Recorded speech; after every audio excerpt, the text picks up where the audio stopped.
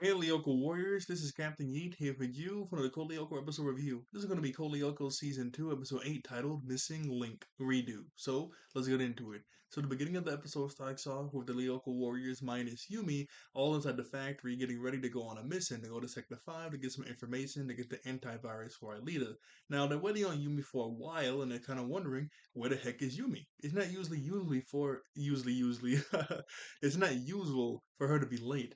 While they're waiting, Odd cracks a little joke saying, hey, she might be with William. And then Orr gets a little mad, obviously. He goes, maybe, maybe, I don't know what she's doing, but she might be with William. I do like this one shot of the Lyoko Warriors standing together, minus Yumi and Jeremy. So eventually, Jeremy's like, you know what? Let's just go ahead to Lyoko. We can't wait on Yumi any longer. So they all go to Lyoko. When they get to Lyoko, Yumi eventually finally shows up. And then they all go inside of, well, not inside Sector 5, but they're also up inside of Lyoko with Yumi. When Yumi gets there, Org does ask her what was she doing. Yumi goes, "Oh, I was just doing nothing." He goes, "Yeah, okay, you're probably with William." What? You think I'm an idiot? And he started going back and forth yelling. It was so funny because Odd, he looked to the side like, ooh, maybe I shouldn't say anything. Now, obviously, it's not confirmed that she was with William. That's why she was late. We do find out what happened later on in the episode. But Org, calm down. I mean, it's not confirmed yet. I was just cracking a joke. But he just started spazzing instantly. You think I'm an idiot? And so eventually, while they're arguing, a bunch of Kalangaraks or Roadsters, and I'm gonna just keep calling them Roadsters. Like I said, Kalangaraks is kind of hard for me to say. But a bunch of Roadsters came up and started to attack them. While they're attacking them, more and more keep popping up. They're kind of confused of why there's so many. But Jeremy says that Xena hates it when we go inside the Sector 5, especially when we like tap into his memory. So yeah, he's gonna try to stop us any way he can. While they're fighting, eventually the Skipazora shows up and it grabs Yumi. I'm like, Yumi, you couldn't fight it off or anything? Because it wasn't like the Skipperzoa came up behind Yumi. We see it come up right in front of Yumi and she backs up. Then we cut over to Orc taking out another roadster. Then we pan over to Yumi with the Skipperzoa grabbing her and she drops both her fans. So she had both her fans in her hand, but she drops them while she gets grabbed. I'm like, you couldn't throw them at least? But anyway, it grabs her and drops her after Orc cuts it up and it runs away. Now they're kind of confused on exactly why the Skipperzoa will attack Yumi, because as we know, it wants to get Alita. It's gung ho for Alita to get something in her memories. So then Jeremy recalls everybody back to Earth, but everybody shows up in the scanner room besides from Yumi. Now, at first he's thinking maybe I misclicked something, so he reboots the program again to recall her, but she still doesn't show up. Obviously, everybody is very concerned. Why can't Yumi get devirtualized? So that's going to be a really, really big problem. Sorry about that. I paused the video really quickly because I couldn't remember if I turned down the volume on my TV or not, and I did. I usually do, but sometimes I forget. But here's another really cool shot of Odd, Oric, and Alita. So now they're trying to figure out exactly why can't Yumi get called back to Earth. While they're trying to figure that out, there's another big problem that they have. The ninth grade school picture is today, and if you're not there without an excuse absence, you get 1 day of suspension. That is really bad. Hopefully, Yumi isn't going to be able to make it. So at first, Odd says, you know what? I can pose as Yumi. I'm a really good actor. Which is kind of funny because that's like somewhat of an episode later on into the series. I think it's this season. I think it's this season. Maybe it's season 3. I can't remember. But I think it is this season. It's not exactly how you're thinking of, but yeah, it kind of comes into play later on. Obviously, Oric is like, no, you are not a good actor. You are not going to pose as Yumi for the picture. But I do know a pretty good actress. And then we cut over to them talking to Sissy coming out the shower. She has a towel and everything on, but she's coming out the shower. So they ask her, "Hey, Yumi can't make it to the picture for the ninth graders. Can you pose as her? And if you do that, what do you want in exchange?"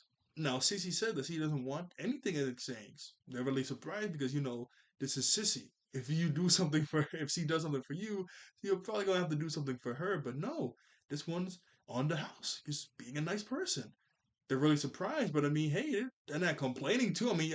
Well, actually, that's not really complaining, being surprised, but they're surprised, but they're not complaining. Hey, Sissy's gonna do them this favor. Okay, they're really happy about this. No problem, man. Like, okay, let's do this. So now Sissy just has to get dressed and look just like Yumi. Hopefully, she'll be able to pull off the part, right? Let me put the camera back here. Okay, there we go. It's easier to switch it over when I'm on the side, but I always have to make sure it's like, tethered to see all the pictures. So we go back over to Jeremy trying to figure out exactly what's wrong with Yumi. So he says he's gonna do a full body scan of Yumi to exactly see what's going on. He does the full body scan, and I like how it looks because he just stands there inside the tower while she. Oh yeah, I forgot to mention, but he does tell her to hide inside of a tower because he would be safe there, but would make sense. So she goes out of a tower and it scans her. I like the animation when it scans her because we see like this green ring float around Yumi and just scan her. And when he scans her, it's revealed that the Schizozoa took her human DNA sequence, and you need that to be recalled back to Earth. Now, the way he was saying it, it doesn't sound like it actually took her whole human DNA out of her body, but I guess it's like this program, like a sequence inside the computer that it has to scan your human DNA. And I guess it took that sequence from her. Because at first I was like, what? It took her human DNA. It doesn't that sound wild? It took all of her human DNA. I don't think it did that. It just took like the computer sequence to scan that, or maybe the computer sequence to even see that in her body. So now she can't be recalled. So how do we get it back? We don't really know. We have to figure that we have to figure that out. But Lita says she has an idea. Jimmy goes, "Oh, really? What is it?" She goes, "I can't tell you, but just send me to Lyoko and you'll see." He's not really too gung ho about this idea, but she has some sort of idea. I guess let's do it. So he sends her to Lyoko. And here's the animation I was talking about, where we see like the green thing scan her body. I don't know. It seems simple, but I thought it was really cool. So then while this is happening, we go back over to Oric's group. It was so funny because when we go over to his group, they're waiting outside a sissy door, and he goes, "Are you kidding me? Almost half an hour just for her to put on a wig and a dress." Eventually, she comes out and she does look like Yumi. Obviously, besides from her speaking, you can tell this is Sissy from her speaking, but she does look like Yumi. But there's a problem. Odd goes, "Yeah, you look like Yumi hair wise, but not really what she's wearing." Or goes, "Yeah, Yumi doesn't usually wear dresses like that are usually longer and they're black and they're less and then Sissy goes, "What? Less sexy?" I'm like, "What, bro?" This no. They are well if Yumi's a ninth grader, that means they're eighth grade. And eighth graders are like 13, 14. Yeah, they're like 13, 14. So I guess it's not out the realm a possibility for eighth grader to say that. It was just funny. I wasn't expecting Sissy to say that. But she says that Orc's like, look, look, Yumi doesn't wear that, so you have to wear something else. She goes, okay, well, just find a dress that Yumi does wear and bring it to me.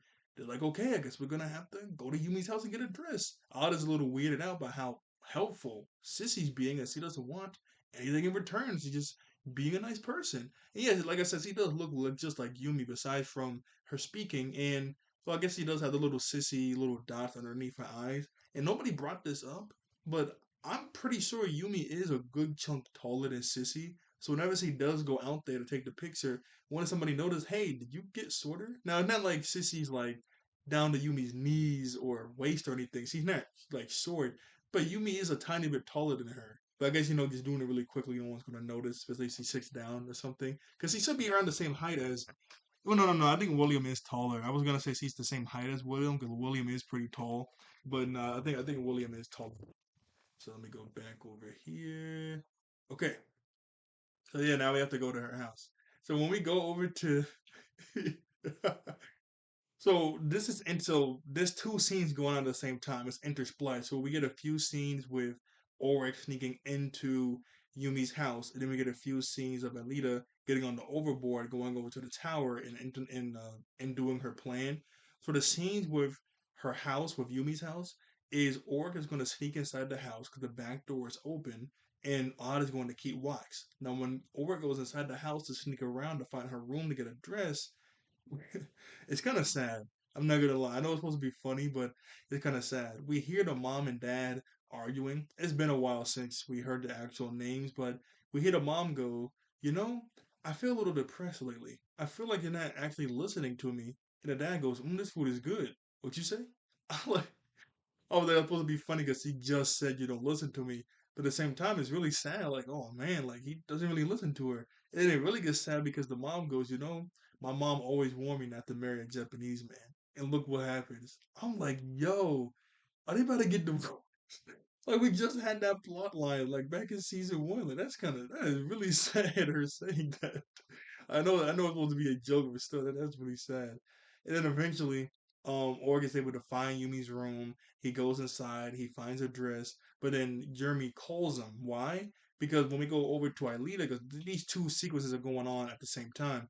When we go over to Aelita, Aelita finally gets to the tower, and her plan is to give her human DNA sequence over to Yumi. At first, I was like, can that work? Because well, I guess it's not exactly her actual human DNA, so it's not like she's putting her human DNA instead of Yumi, because that shouldn't work. That should maybe mess up Yumi. But I guess it's like the sequence. They're gonna give it to Yumi. Jeremy is not down with this idea, because that means that Lita's gonna be stuck in Lyoko again. Well, she goes, well, Yumi is an actual person with a life on Earth. If anyone's to be stuck on Lyoko, it should be me. Which I get what Alita is saying, but how about we try some other plan? Like that should be like the last resort. How about we try some other plans out before we have to go to one of you guys have to be stuck here? They don't specifically say that, but that's what I'm thinking. Let's try something else before you like stick yourself, well, not stick yourself, but you strand yourself on Lyoko. And while Jeremy is like yelling about this, Alita cuts off communications so he can't talk. So he calls. That's when he calls the Oric, and that's when the phone goes off, and the mom hears the phone, and goes out of Yumi's room. But Org was able to hide behind something so the mom wouldn't see him. And when the DNA sequence is starting to transfer, now the DNA sequence does take a while to transfer over, so they're going to be stuck in this position for a while.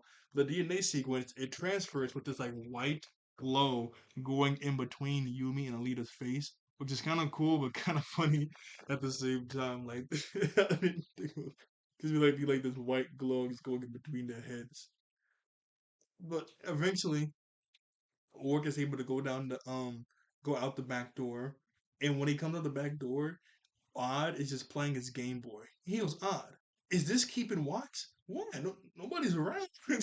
So eventually, he answers the phone to Jeremy. Jeremy's telling him the whole scenario that just happened with Alita. He goes, was that a bad idea? I'm like, I mean, Lita's gonna be stranded, so yeah. But besides from that, when she does this, she doesn't know this, but her memory is going to be exposed. Because as we know, I mean, not as we know, but right now, Xana has to get the Skipazoa and grab Alita to take her memory. But if she gives her DNA sequence away to Yumi, her memory will be exposed the way Xana can just take it and will. He doesn't need the Skipazoa. That's obviously pretty bad. And the communications are cut. So he needs Oric and Odd to run over to Lyoko and stop them. So they hurry back over to the school, give Sissy the dress, they run over to the sewer to go to the factory, and Odd goes, my goodness, women. You leave them alone for 10 minutes, and look what happens. And then we go over to Alita. Okay, the sequence will be done in 10 minutes. I thought I thought that was gonna play all like little moments like that. Okay, I'm back. Sorry, my voice. You heard that? It was getting raspy, so I went to go get some water. So eventually, Sissy's able to make it to the photo shoot. She goes over to the ninth grade photo shoot, and this is the dress that she's wearing. It's not like I guess it is somewhat of a dress, but I do like the way it looks. It looks kind of cool on Sissy slash Yumi. So when she gets there, some people notice that hey, Yumi, wait a second, you look a little different. You look a little different. Which is kind of funny. There's one Pacific guy in some glasses, and he goes, "Wait a second, that's not Yumi. That's that's Sissy, the principal's daughter." Well, no, he doesn't even call her Sissy. He calls her Elizabeth. Why are you wearing that? She goes, "None of your business. Just keep quiet." And the dude in the glasses just keeps calling her Elizabeth. So Sissy smacks him in the face. Then his glasses come off, and everybody's like laughing. I'm like, "Yeah, just say I'm doing a favor for Yumi. Like, just cut it." But he just keep talking to her and keep trying to be funny. I would have been so mad. So eventually, Orc and Odd are able to stop Alita from transferring her DNA so her memory isn't going to be exposed. See, Yumi thanks her. So I'm saying, like, that was a really big thing for you to do. Even though it didn't work, thank you for even trying it. But it is still a big problem. How are we going to get her DNA sequence back over to Yumi? There's a plane going over. Sorry, you hear that? There's a huge plane going over. So then they have an idea.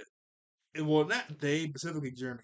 He says that Xana took her DNA sequence. That means to be inside of his memory. And where's Xana's memory? In Sector 5. So they're gonna go over to Sector 5. When they go over to Sector 5, we go back over to Sissy slash Yumi yelling and arguing with the dude in the glasses. And this is like a better shot of her dress. It's a really cool dress. I don't know why Yumi doesn't wear this more often. She probably does wear it in one episode. I'm just not remembering, but yeah, it's a really nice dress. Slash, I guess it's a dress. I keep saying it's not a dress, but I guess it is a dress. But eventually, Sissy starts yelling at the dude and arguing because he says that her dress is like tacky or something, and obviously, I guess Sissy really, really mad about that. And then the principal comes over, hearing all the yelling, and he goes, "What's going on here? Hey, Yumi, are you okay? Yumi, I'm talking to you." He grabs her arm, which I don't know why he grabbed her arm, but then he looks at her like, "What, sissy?" And then obviously he gets really mad at this. I don't know why sissy didn't just shake her head, like, nothing's wrong, but it was too late. So when we go over to the Lyoko Warriors in Sector 5, when they're inside that little room when everything's spinning, Jeremy tells Yumi, "Hey, since your DNA memory stuff is taken away, you're basically like Alita now, to where if you get devirtualized, you're gonna be gone forever." Oh, great! And then she's the first one to run over to the doors until they open. I'm like, what are you doing? He just told you you're just like Alita now, so why are you running over to the door? I mean, no, sorry. Obviously, he has to run over to the door, but why are you like the first one running over to the door? Like you would be mad ridiculous right now. But she was like the very first one for no reason. But I do like this really nice shot. I mean, come on. This is a dope shot of all the Lyoko Warriors minus Jeremy right at the door right before it opens up. Like this was dope. So eventually they're running around, and as we know, whenever we go to Sector 5, there's like this key that they have to press. And if they don't press it in within, I think like what, 5 or so minutes, if they don't press it, then the whole room starts to shift around. The room shifts around either way because it's like a booby trap room, but the room shifts around to a more permanent state after you press the button. So when they run over to the key, it turns out the booby trap this time is the ceiling is starting to fall in huge chunks. So it's only Odd and Oric running down this giant hallway, getting to the button, and eventually Odd has to push Oric out the way so he doesn't get smooshed, and Odd gets devirtualized and he's able to press the button. I don't know why Oric didn't use Super Sprint. That would have been very helpful in this one little sequence, when the whole building is falling apart and coming down on your head. Super Sprint would have been mad useful, but he doesn't do it. I don't know why he doesn't do Super Sprint, but I guess he didn't have enough time or something. So now it's just Oric, Alita, and Yumi. So then we go over to them get inside the elevator. They go up the elevator over to the Xana iPad while Alita's trying to find her DNA sequence. Oric apologizes to Yumi, yelling at her this morning. It was none of his business to see what she was doing. She goes, "Yes, you're right, but I'll tell you anyway." She was getting 2 tickets to the Subtonics concert. That's Orc's favorite band. He's like, "Really?" But while they're talking, some mantis come out. They have to fight off the mantises. So while they're fighting off the mantises, Alita finds her DNA sequence, brings it over to Jeremy. Jeremy's going to upload it inside of Yumi. And while he's uploading it inside of her, a mantis comes over and devirtualizes her in one shot. At first, I was like, I don't remember Yumi taking a lot of damage throughout the episode, so that shouldn't take her out. But as we know, some of these enemies have been getting stronger. I remember, I think it was last episode or episode or two ago, where I think like a regular roaster or something shot Odd, and after that one, no, yeah, it was last week. It was literally last week. That Hornet, it shot Odd with one laser, and he went from 100 life points down to 10. like like with one shot. So yeah, some of these enemies are getting pretty strong, and probably the enemies inside Sector 5 are really strong too. So I guess that kind of makes sense. But that's still wild, one shot. But just thank goodness, the upload process was able to finish before she got devirtualized and she pops up inside the scanner. I do love the scene though, where as soon as she gets devirtualized, Org is really mad and he jumps off the platform, stabs the mantis, and jumps back on. But eventually they show up in the scanner room. Yumi is out cold, but she's okay. And Org holds her as she wakes up and Org's on. That was a sweet little scene. I thought it was gonna be a full shot of him holding her, but it wasn't. But it was still a nice scene though, because cause we see Yumi at first, then the camera pans up over to Org. Like it wasn't like just one nice shot of like holding her. I guess it's still whatever. So I cracked a little joke before they show back up at. Oh, sorry, I hit my camera. I cracked a little joke when they show back up at school when he says, "Hey, Jeremy, have you ever been um flattened by a steamroller?" He goes, no. Well, just go to Sector 5. So when they're back at school, Sissy explains that, yeah, she got caught trying to take the picture. Yumi not in trouble. I was able to talk to my dad, but she's going to be in pretty big trouble. They thank her again for doing such this nice thing for, no compensation. She goes, yeah, it's whatever. And she walks away. And then they both look at each other, Oric and Yumi, like, you know what, we should do this nice thing for her. And they give her the tickets to the Subconic concert to go see it with Oric. And then Anna's like, I wonder why Sissy was being such a nice person today. And Lita goes, well, maybe deep down, she's just a really nice person. Anna goes, wow, this world is out of whack. In the episode, which was a really sweet scene. I mean, that was really nice for Sissy being nice. Obviously, we know later on it's a cartoon. They have to keep the status quo somewhat. She's gonna be mean and green again in another episode. But I just hated that kind of thing as a kid. Whenever there'll be episodes like this to where Sissy will help out and be nice, and Oric and then will promise to be nicer to her. And by the end of the episode, they are nice to her. But then, like the next episode, they're not. Or Sissy just be mean and green again. I'm like, oh my goodness. Well, I couldn't because and what always gets me mad about it too was there's so much really good looking fan art of what if Sissy goes to Lyoko. Like, well, if she's like part of the main crew and she goes to Lyoko. Like, I've seen a lot of good fan art of her in Lyoko type of attire. Well, it looked really cool and nice. I'm like, oh, that would have been nice if she's like part of the main crew, which is wild because she almost was. Those two flashback episodes, like how they all met each other, she almost kind of was part of the main crew. Obviously, it's Sissy, so she kind of ruined it for herself, but she was almost part of the main crew, which is so crazy. It's just a little thing to think about. Also, I really wish, I didn't. I think CodeLyoko was supposed to get another season, and I know there's a game. I never played any of the games, but there's a game out there that has a volcanic sector, and apparently I saw something that said that was gonna be like in the main story. Like if they got another season, that was gonna be in the show, the volcanic sector. That would have looked crazy, and the enemies in the game from the volcanic sector look really cool. I once I played, if I knew that, I didn't even know there was games until my high school year until I was like almost done with it. I didn't even know there was games of it. If I knew, I would definitely bought a CodeLyoko game and played it like crazy. If I could get it now, I would. But I think those games were on like the Wii slash PlayStation 2, probably the DS. I don't have any of those things anymore, so I can't play it. So that kind of sucks. But yeah. But anyway, that's the episode for you guys today. So, like, share, and subscribe. And see you all later. Thank you all for watching. I thank you all, every woman, human beings, and I see you guys next time. All right. Bye bye. See you.